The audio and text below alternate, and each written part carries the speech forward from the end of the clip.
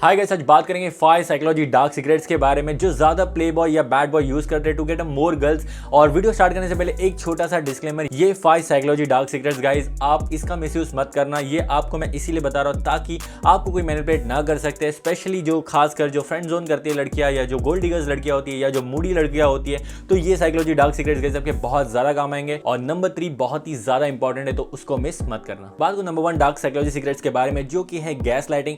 अब gas lighting एक psychology technique है जो ज्यादा लोग यूज करते हैं और रिसेंटली बहुत लोग इसे यूज कर रहे हैं टू मैनिपुलेट द पीपल। इसमें आप इमोशनली लोगों को मैनिपुलेट करते हैं। बात करूं एग्जांपल की, तो मान लो मेरा नाम है रणविजय और मैं एक लड़की से प्यार करता हूं जिसका नाम है गीतांजलि। और गीतांजलि बहुत ही ज्यादा लॉयल है, बहुत ही ज्यादा प्यार करती है, बट ऐसी कुछ चीजें आ जाती है रिलेशनशिप में जहां गीतांजलि वो चीजें प्रोवाइड नहीं कर पा रही या वो चीज नहीं दे पा रही जहां पे इंटीमेसी मिसिंग है या आई फील बोर्ड। और इस चक्कर में मैं साइड बाय साइड किसी और लड़की के साथ रिलेशनशिप में आ जाता हूं और चीजें इतनी मैस हो जाती कि मैं उस लड़की के साथ फिजिकल तक हो जाता हूं। और ये चीजें गीतांजलि को कहीं ना कहीं पता चल जाती है और जो गीतांजलि का रिएक्शन है वो बहुत ही ज्यादा गुस्से वाला होता है कि लाइक कि मेरे में ऐसी क्या कमी है जिसकी वजह से तू उसके पास जा रहा है, या मैंने ऐसा क्या कर दिया जो मैं डिजर्व नहीं करती, प्रोवाइडिंग रेदर देन हर चीज करने के बावजूद भी व्हाई यू वेंट देयर, और मुझे मतलब like why I suffer because of you. लेकिन अब इस चीज में मुझे उसे सॉरी बोलना चाहिए या मुझे माफी मांगनी चाहिए क्योंकि इस केस में मैं गलत हूं। लेकिन इसी मोमेंट पे मैं यूज करता हूं गैस लाइटिंग, जहां पे मुझे सॉरी बोलना चाहिए वहीं मैं ऑपोजिट ये सारी चीजें उसके ऊपर डाल देता हूं कि मैं तुम्हारी वजह से लाइक उस सेकंड चीज में चला गया, लाइक सेकंड जहां पे मुझे तुम्हारे से अटेंशन मिलनी थी, तुम्हारे से केयरिंग मिलनी चाहिए, तुम्हारे से वो लविंग मिलनी चाहिए, वो मिलना मुझे बंद हो गई है। और ये स्लोली होती हैं चीजें और मैं ये चीजें उसे फील करा देता हूं कि ये जो मैंने किया है ये तुम्हारी वजह से किया है। और यही होती है गैस लाइटिंग, जहां पे तुम अपनी सारी गलती सामने वाले पे थोप देते हो, इमोशनली काइंड ऑफ एक ब्लैकमेल कर देते हो और सामने वाला बंदा गिल्ट ट्रिप में चला जाता है कि उसे लगने लग जाता है या कहीं ना कहीं ये मेरी ही गलती है जिसकी वजह से इसने ऐसा किया। और सिर्फ ये एक एग्जाम्पल है, ऐसा मैंने कुछ नहीं किया है, लेकिन ऐसी कुछ लड़कियां हैं जो इसे बहुत ज्यादा करती है। जेनजी कल्चर में स्पेशली बहुत लोग ये कर रहे हैं, जैसे डेटिंग वर्ल्ड में एक टर्म पॉपुलर हो गया है बेंचिंग नाम से। अब बेंचिंग में लड़कियां क्या करती है, ऑलरेडी उसका एक बॉयफ्रेंड होता है लेकिन दूसरे के सर्च में रहती है या इवन दो रिलेशनशिप में भी आ जाती है, और जब लड़का उसे पूछता है तो वो बोलती है बेंचिंग, और उसकी रीजन लाइक सेम अगेन वो गैसलाइटिंग का यूज करके उसको ये बता देती है कि you are not that better, that's why I went there, अगर तू अच्छा होता तो मैं वहां नहीं जाती। ऑल्दो ये चीजें बहुत अजीब है बट स्टिल ये चीज़ें हो रही है और ये चीज़ आपके साथ ना हो, तो गैस लाइटिंग का आपको ध्यान रखना है कि ताकि आप उससे मैनिपुलेट ना हो। बात करूँ सेकंड टेक्निक जो कि है लव बॉम्बिंग। अब लव बॉम्बिंग का एग्जांपल दूं तो जैसे मान लो एक लड़की है जिसका नाम है आरोही, जिसको बचपन से उतनी ज़्यादा केयर नहीं मिली, उतनी ज़्यादा लविंग नहीं मिली, तो वो काइंड ऑफ एक तरह से जाती है कि उसको वो केयरिंग मिले या लव मिले। और इसी में एंट्री होती है राहुल जयकर की, जो कि एक प्ले बॉय, एक बैड बॉय, और जिसको अच्छे से पता है कि लव बॉम्बिंग कैसे यूज़ करते हैं। ये चीज़ को वो ऑब्जर्व कर लेता है, लड़की की बिहेवियर को रीड कर लेता है कि ये एक ऐसी लड़की है जो बहुत ही ज़्यादा डेस्परेट है कि इसको केयरिंग मिल जाए या लविंग मिल जाए, और वो चीज़ उसको देता है और बदले में उसको मिलती है आरोही से।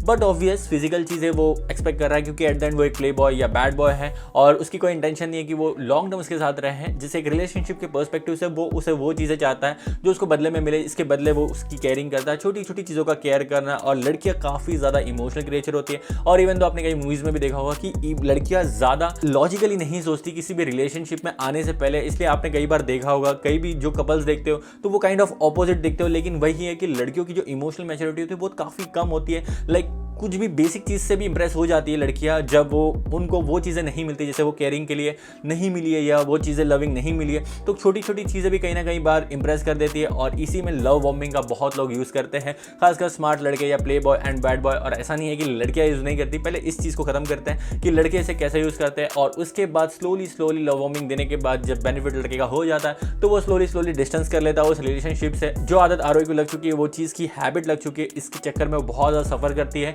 और सेम गोज टू बॉय। अब ऐसा नहीं है कि सिर्फ लड़के या प्ले बॉय या बैड बॉय लव बॉम्बिंग का यूज करते हैं, ऐसी बहुत सारी लड़कियां जो बहुत ज़्यादा स्मार्ट है, उसको पता है लव बॉम्बिंग कैसे यूज करना है। और शायद ये आपके साथ भी होगा, अगर आप अपने फर्स्ट रिलेशनशिप में या नए रिलेशनशिप में किसी से भी अट्रैक्ट होते हैं तो कुछ लड़कियां जो बहुत स्मार्ट होती है वो करती है आपको घोस्टिंग, आपसे अच्छे से बात करेगी, आपको वो केयरिंग, आपको बहुत ज़्यादा टाइम अटेंशन देती है, और जब जैसे ही आप थोड़े एडिक्ट हो जाते हो या उसके पास कोई अच्छा ऑप्शन आ जाता है तो वो करती है घोस्टिंग और आपको रख देती है बैकअप में। अगर आपको लव बॉम्बिंग नहीं पता तो इस प्रोसेस में आप कहीं ना कहीं खो जाओगे और बहुत बहुत ही ज़्यादा या तो फ्रेंड जोन हो जाओगे, या तो डिप्रेस हो जाओगे, या तो आप मिसोजिनिस्ट बन जाओगे, हर लड़की को हेट करने लगोगे। इसलिए आपको लव बॉम्बिंग का थोड़ा बहुत पता होना चाहिए, चाहे आप लड़के हो या लड़की हो, क्योंकि डेटिंग एंड रिलेशनशिप बहुत ही ज़्यादा सेल्फिश लेवल पे होता जा रहा है। पहले की चीज़ें अलग थी, बट अब जो लेवल आ गया या जनरेशन आ गई जिसमें बहुत ही ज़्यादा ओपन माइंडेड है, बहुत चीज़ें कॉमन होने लग गई। जैसे कि घोस्टिंग की बात किया, घोस्टिंग में खासकर बहुत लड़के ज़्यादा सफ़र करते हैं क्योंकि उनको पता ही नहीं चलता कि ये क्या हुआ है। तो ये सब चीज़ों का भी ध्यान रखना है आपको। अगर आप लव बॉम्बिंग आपको थोड़ा भी पता है तो आप बहुत ज़्यादा सेफ रहोगे। बात करूँ थर्ड चीज़ की, जो कि है हेलो इफेक्ट। और खासकर लड़के इस चीज़ में बहुत ज़्यादा फंसते हैं। किसी भी लड़की को जब वो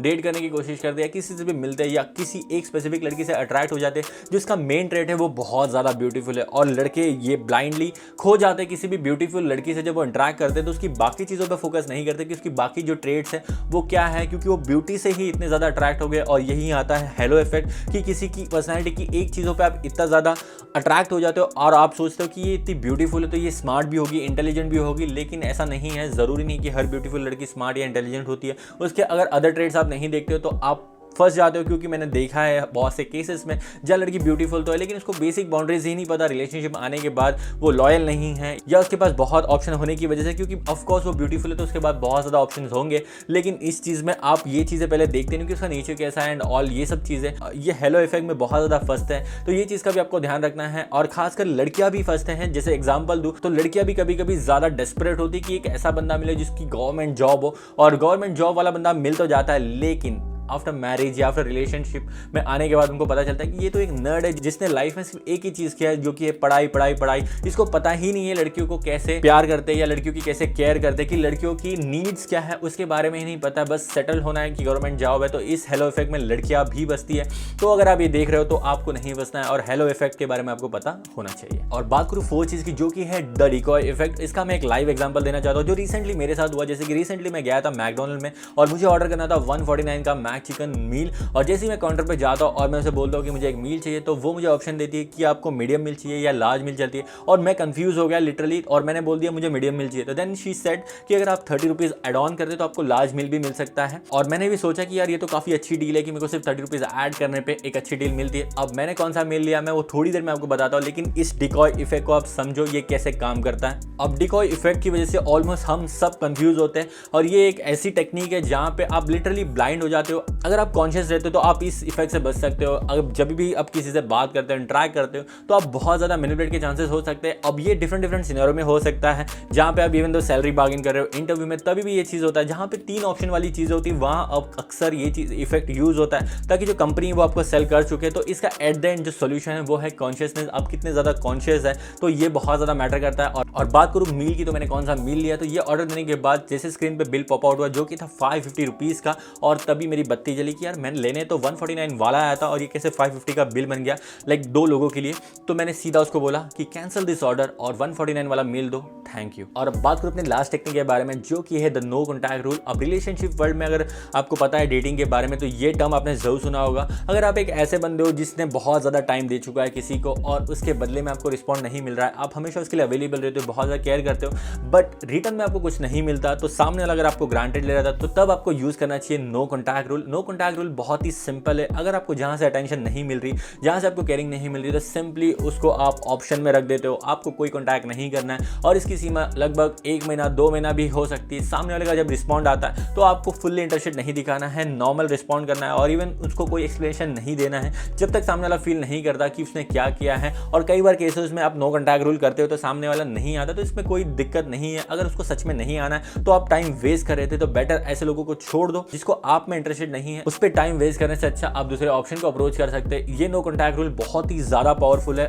और थोड़ा बहुत हार्ड भी है, क्योंकि समटाइम्स आप बहुत ज़्यादा हैबिचुअल हो जाते हो, किसी की आदत आपको लग जाती है, तो उसमें नो कॉन्टैक्ट रूल करना थोड़ा हार्ड है। लेकिन believe me, no contact rule आप सिर्फ 20 दिन 25 दिन करके देखो, आपको रिजल्ट जरूर मिले होंगे। सामने वाला अगर जरा भी इंटरेस्ट होगा तो वो आपसे कॉन्टैक्ट करेगा, इवन दो सम केसेस में वो आपको सॉरी भी बोलेगा। तो ये था वीडियो का एंड, ये थी 5 simple basic dark psychology technique. All दो बहुत पावरफुल है, सिंपल है, लेकिन इसका मिसयूज मत करना। At the end man women different होते हैं, कोई अच्छा होता है कोई बुरा होता है, तो according to that use it और मैनिपुलेट आप ना हो। और ये था वीडियो का एंड, किस पॉइंट से आप बहुत ज़्यादा रिलेट कर चुके या कौन सा पॉइंट आपको बहुत ज़्यादा रिलेटेबल होगा कमेंट में जरूर बताना। और ये वीडियो आपको ज़रा भी हेल्पफुल लगा होगा तो चैनल को जरूर सब्सक्राइब करना। नॉट अबाउट साइकोलॉजी, हम बातें करते हैं इस चैनल पे fashion, dating, relationship, self improvement के बारे में, तो जरूर चेकआउट करो। और अगर आप चाहते हो फीमेल गेज के बारे में जानना तो आप मेरी रीसेंट वाली वीडियो चेकआउट कर सकते हैं जिसमें हमने डिटेल में बात किया है। और मैं मिलता हूँ सबसे नेक्स्ट वीडियो में, तब तक के लिए स्टे स्टाइलिश।